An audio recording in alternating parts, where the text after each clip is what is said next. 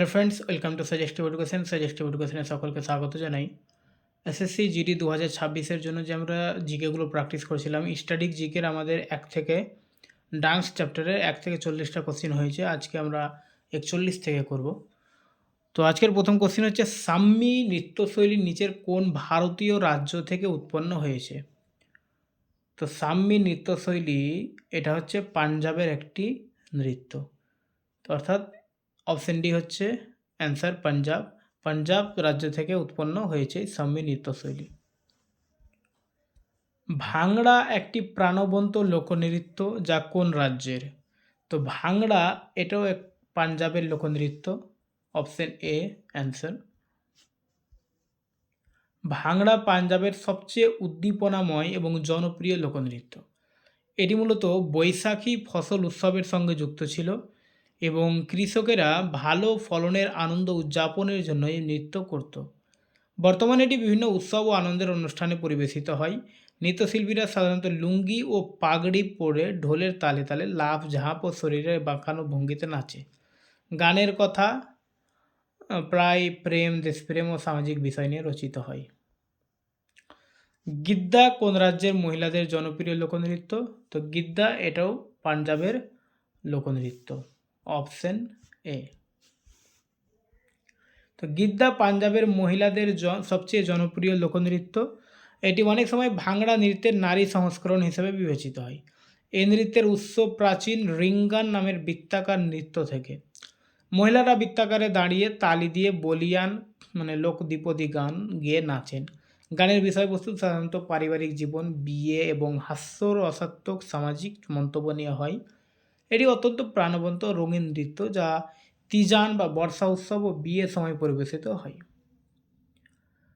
মনপা উপজাতি দ্বারা পরিবেশিত আজি লামু নৃত্যটি কোন ভারতীয় রাজ্যের অন্তর্গত?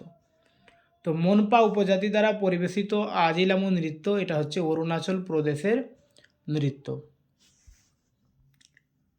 বোলাক আত নিচের কোন ভারতীয় রাজ্যের একটি লোকনৃত্য? তো বোলাক আত হচ্ছে কর্ণাটকের এটা একটা লোকনৃত্য। Option B Karnataka.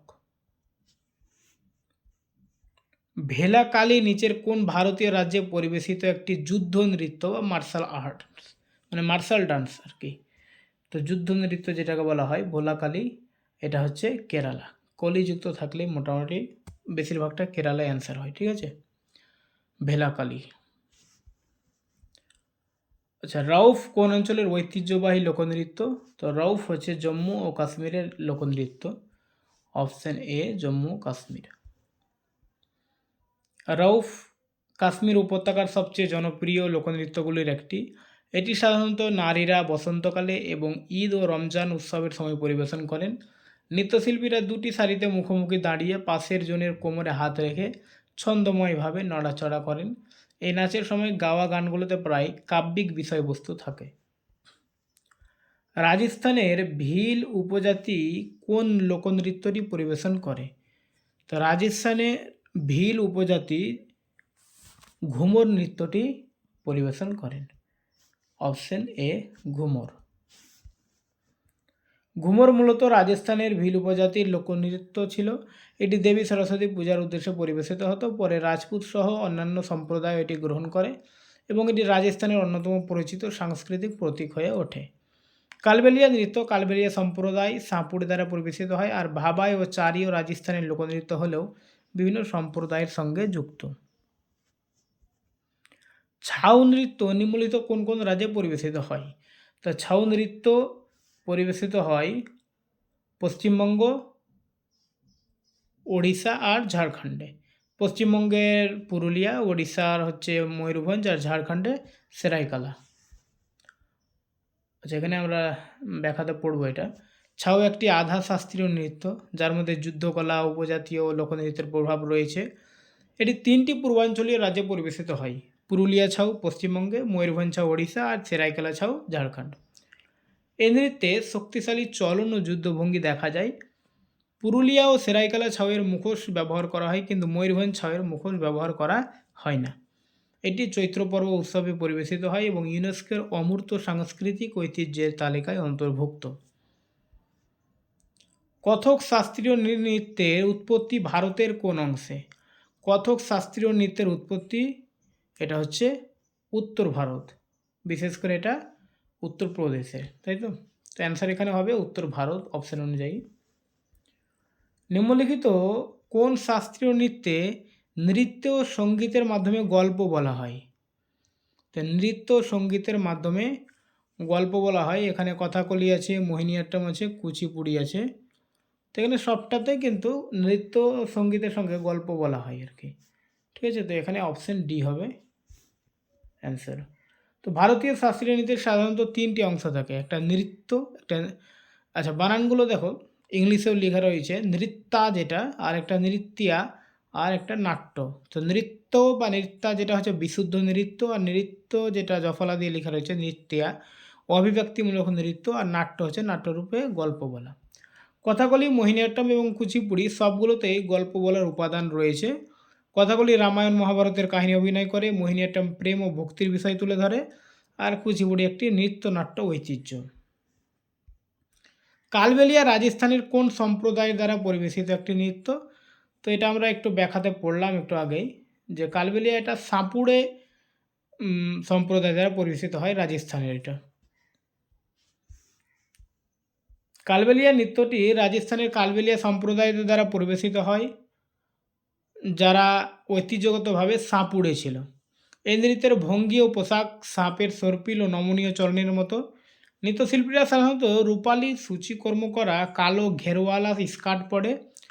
2010 সালে রাজস্থানের কালবেলিয়া লোকসঙ্গীত ও নৃত্য ইউনেস্কোর ইনট্যাঞ্জিবল কালচারাল হেরিটেজ তালিকায় অন্তর্ভুক্ত হয়।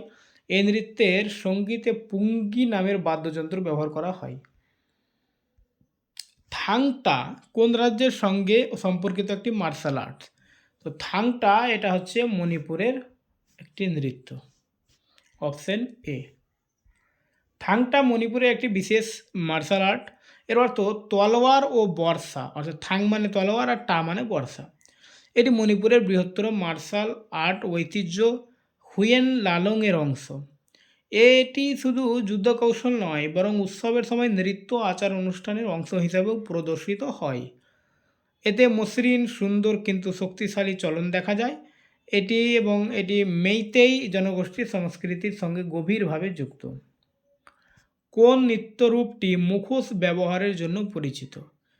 ছাউ নৃত্য, এখানে তো মুখোশ ব্যবহার করা হয়, আমরা পড়লাম। শুধু ময়ূরভঞ্জ ছাউ বাদে সেরাইকেলা এবং পুরুলিয়া ছাউয়ে কিন্তু মুখোশ ব্যবহার করা হয়। আর কথাকলি তো হবে, এখানে অ্যান্সার অপশন এ এবং বি দুটোই নিতে হবে, অ্যান্সার অপশন সি হবে অ্যান্সার, ঠিক আছে?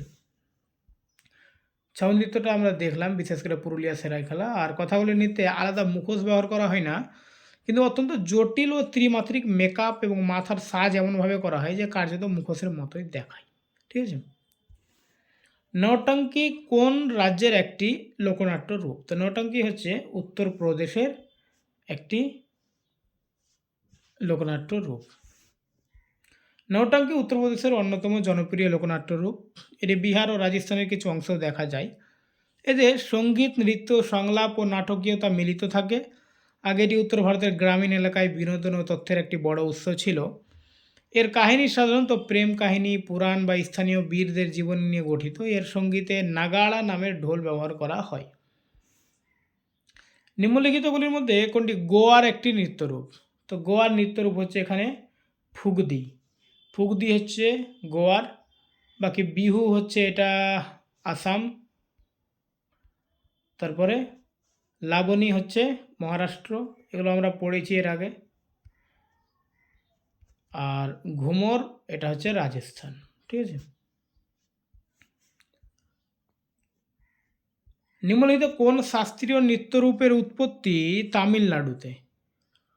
তো এখানে কথাকলিতে আমরা জানি কেরালা, আর ভরতনাট্যম হচ্ছে তামিলনাড়ু, কুচিপুড়ি অন্ধ্রপ্রদেশ, মোহিনীঅট্টম কেরালা।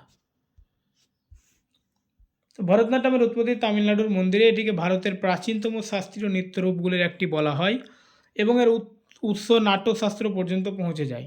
আগে এটি সদির বা দাসিয়ত্তম নামে পরিচিত ছিল।